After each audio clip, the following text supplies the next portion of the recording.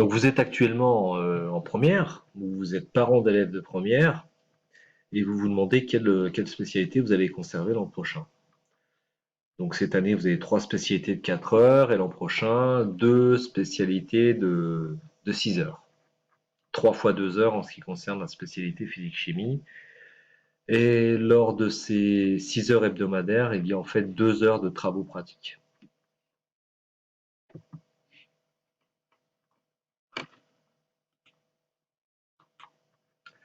Alors, j'essaie de trouver des arguments.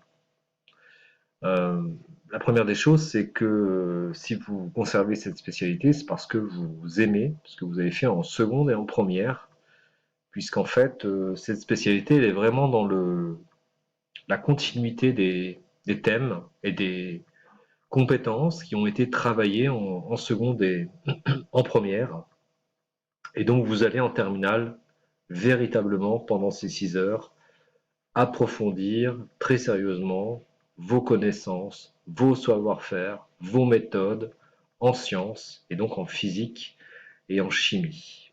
Et si vous souhaitez conserver cette spécialité, c'est parce que vous réfléchissez à votre parcours post-bac et donc cette spécialité va vous ouvrir de nombreuses portes et des domaines variés en sciences expérimentales, dans les études de santé, en technologie, en passant par exemple par un bachelor universitaire de technologie, dans l'ingénierie, en passant par une école d'ingénieur ou par une classe préparatoire, en informatique, en passant par des écoles spécialisées, en mathématiques, etc.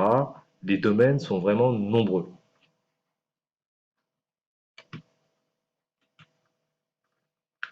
Alors le contenu de la spécialité, vous le découvrez, les 4 thèmes ne vous sont pas inconnus puisqu'en fait, encore une fois, on est dans la continuité de la seconde et de la classe de première et on retrouve les 4 thèmes. Le premier thème est un thème qui concerne la chimie, le deuxième est un thème qui concerne évidemment la physique,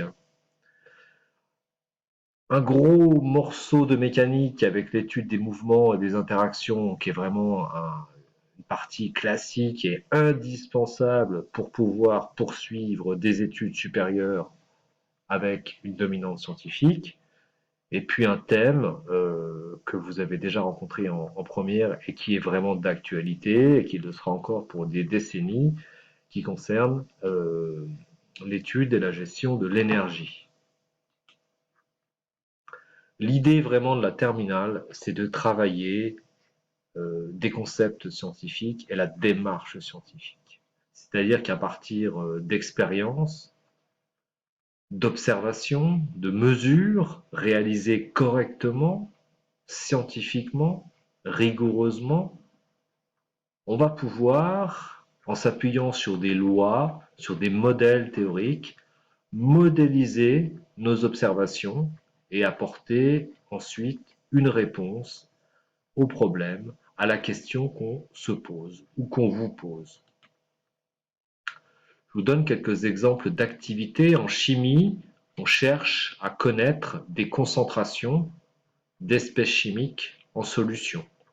On a vu dernièrement des pompiers à Marseille réaliser des tests sur des eaux pour déterminer la présence de certaines espèces chimiques. En l'occurrence, ici, il s'agissait du virus. On va s'intéresser aux vitesses de réaction chimique, que ce soit lors de la synthèse d'un médicament, mais que ce soit également à l'intérieur du corps humain. On va s'intéresser au mouvement des planètes, les unes par rapport aux autres, par rapport au Soleil, et au mouvement des satellites qui, depuis le premier satellite en 1957, nous aide à communiquer, à mieux connaître notre planète.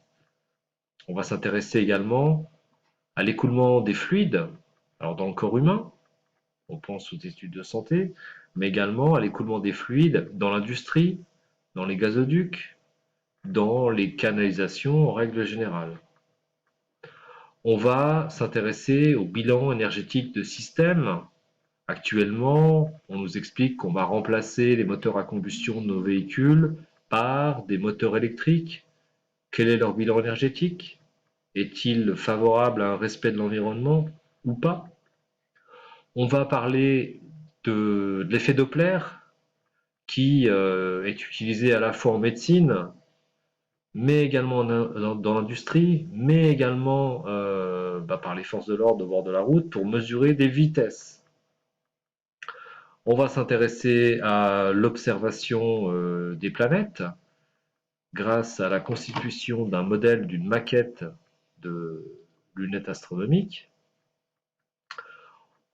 Concernant le thème de l'énergie, on va s'intéresser aux panneaux solaires et à leur rendement qui augmente d'année en année, mais sont-ils suffisants pour nous apporter toute l'énergie dont notre vie moderne a besoin? Et enfin, on va se poser des questions sur le stockage de l'énergie et notamment de l'énergie électrique. Grâce aux condensateurs, certaines villes ont fait le choix d'équiper leur réseau de transport de bus électriques qui ne possèdent pas de batterie, mais qui possèdent un super condensateur qui permet de stocker l'énergie électrique. C'est le stockage de l'énergie, un problème essentiel pour notre monde contemporain. Alors ensuite les parcours ils sont très variés. Ce qui va compter, c'est votre motivation, vos résultats, vos recherches personnelles, les conseils que vous aurez pu obtenir.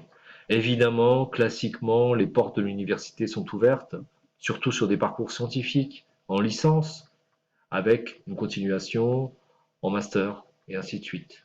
Évidemment, les parcours santé, PASS ou LAS, nécessitent des connaissances sérieuses en chimie et en physique. Il est évident, et l'expérience nous le montre depuis des années et des années, qu'un élève qui poursuit des études de santé a eu au lycée des cours approfondis de physique et de chimie. C'est évident. De nombreuses classes préparatoires avec des profils différents vous attendent et vous permettront de poursuivre un cursus exigeant, mais qui mène vers des parcours professionnels épanouissants. On peut choisir de poursuivre sur des études un peu plus courtes, mais qui vous permettent d'intégrer la vie professionnelle relativement rapidement. Ce sont les bachelors universitaires de technologie, avec pour la plupart d'entre eux la possibilité d'un choix de l'alternance. Pour certains, le BTS, le brevet de technicien supérieur, pourquoi pas, être une solution après votre terminale et la spécialité physique-chimie. Par exemple, ces BTS, c'est le BTS ABM, analyse en biologie médicale, qui permet de travailler dans les laboratoires d'analyse au service des humains ou des animaux. J'oublie pas une formation qu'on ignore trop souvent, qui est la formation en institut de formation de soins infirmiers, les fameux IFSI, qui vous permettent de devenir infirmier, cadre de santé. Alors, vos métiers, vous deviendrez ingénieur, vous deviendrez technicien, vous deviendrez chercheur, vous serez personnel de santé ou pourquoi pas enseignant, et pourquoi pas les deux à la fois en termes de mission. On peut tout à fait être chercheur et enseignant, on peut être personnel de santé et enseignant, on peut être ingénieur et enseignant. Dans des domaines très variés, ce que j'ai indiqué ici est vraiment extrêmement limité. L'industrie vous attend, il y a des postes extrêmement intéressants en France, dans le monde, qui vous attendent. L'informatique et son intégration au service de l'ensemble des autres domaines peut également constituer une poursuite d'études intéressante. La chimie, et notamment la progression de la chimie vers ce qu'on appelle la chimie verte, une chimie beaucoup plus respectueuse de l'environnement. L'ensemble des domaines de l'énergie, que ce soit de la recherche, de la production de sources d'énergie, de son transport ou de son utilisation dans un monde où le nombre d'humains augmente énormément et les ressources, elles, restent toujours au même niveau. On va pouvoir travailler également dans le respect de l'environnement, l'étude de l'environnement. des domaines qui concernent la mobilité, que ce soit en site urbain, extra-urbain, intercontinentaux, et donc tout ce qui touche à l'aéronautique, au domaine du naval. Enfin voilà, pour quelqu'un qui est passionné, qui fait des efforts, honnêtement, les poursuites d'études sont extrêmement nombreuses. Il faudra se renseigner tout au long de cette année de première et tout au long de l'année de terminale. Il y a énormément d'opportunités pour quelqu'un de curieux, volontaire, travailleur. Voilà, je reste à votre disposition si vous avez davantage de questions à me poser. Bonne réflexion